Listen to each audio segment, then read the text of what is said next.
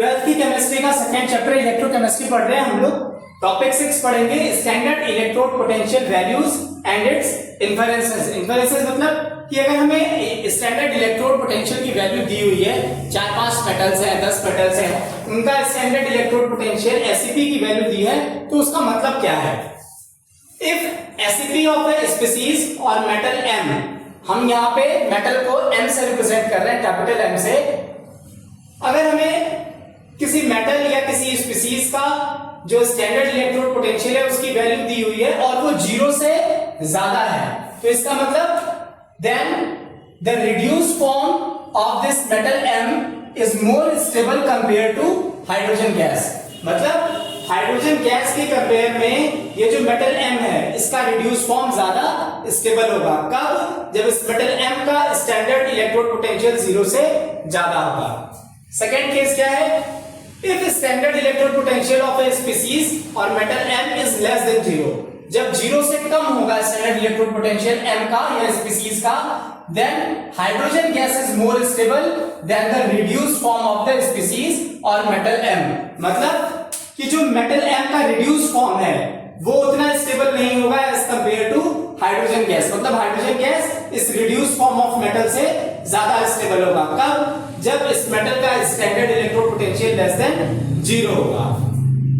इससे क्या मतलब पता चलता है, जब प्रैक्टिकली हमने सारे मेटल्स का स्टैंडर्ड इलेक्ट्रोड पोटेंशियल निकाला तो जो फ्लोरीन है, फ्लोरीन हैज हाईएस्ट एसईपी वैल्यू। सारे एलिमेंट्स का स्टैंडर्ड इलेक्ट्रोड पोटेंशियल निकाला गया तो जो फ्लोरीन एलिमेंट है इसका जो स्टैंडर्ड इलेक्ट्रोड पोटेंशियल है वो हाईएस्ट है। इसका मतलब क्या है कि fluorine has maximum tendency to get reduced. Fluorine reduce होकर के क्या बनेगा, fluorine ion, fluorine minus F minus. इसका क्या मतलब है, जो जितना जल्दी रिड्यूस होगा वो उतना अच्छा ऑक्सीडाइजिंग एजेंट होगा। खुद रिड्यूस हुआ है तो सामने वाले को क्या कर रहा है, ऑक्सीडाइज कर रहा है। तो fluorine has maximum tendency to get reduced. खुद इजिली रिड्यूस होगा तो जरूर किसी सामने वाले को इजिली ऑक्सीडाइज कर रहा है, तो मतलब एक अच्छा ऑक्सीडाइजिंग एजेंट है। इवन स्ट्रॉन्गेस्ट ऑक्सीडाइजिंग एजेंट जो है वो फ्लोरीन है। जो स्ट्रॉन्गेस्ट ऑक्सीडाइजिंग एजेंट होगा वो जाहिर सी बात है जल्दी रिड्यूस नहीं होगा, मतलब दूसरे को जल्दी रिड्यूस नहीं कर पाएगा, मतलब वीकेस्ट रिड्यूसिंग एजेंट होगा। अब आते हैं, लिथियम मेटल का पाया गया कि स्टैंडर्ड इलेक्ट्रोड पोटेंशियल की जो वैल्यू है वो सारे एलिमेंट्स में सबसे लो है। सबसे लो है इसका मतलब क्या है, lithium has maximum tendency to get oxidised. या फ्लोरीन का क्या था, टू गेट रिड्यूस्ड। लिथियम का क्या है, to get oxidised to lithium plus. इसका मतलब क्या है कि lithium is the strongest reducing agent, fluorine क्या था, स्ट्रॉन्गेस्ट ऑक्सीडाइजिंग एजेंट। लिथियम क्या हो गया, वीकेस्ट ऑक्सीडाइजिंग एजेंट।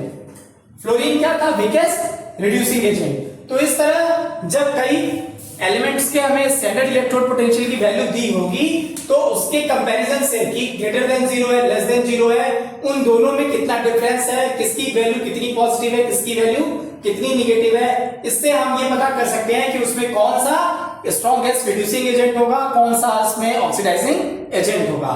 अब नेक्स्ट लेक्चर पे हम बात करेंगे ये स्टैंडर्ड इलेक्ट्रोड पोटेंशियल का सेल की ईएमएफ निकालने में क्या यूज होता है, जो हम नस्ट इक्वेशन पढ़ेंगे। नस्ट इक्वेशन के बाद हम नस्ट इक्वेशन से फिर कैसे इक्विलिब्रियम कांस्टेंट निकालते हैं वो हम अगले 2 लेक्चर्स में देखेंगे।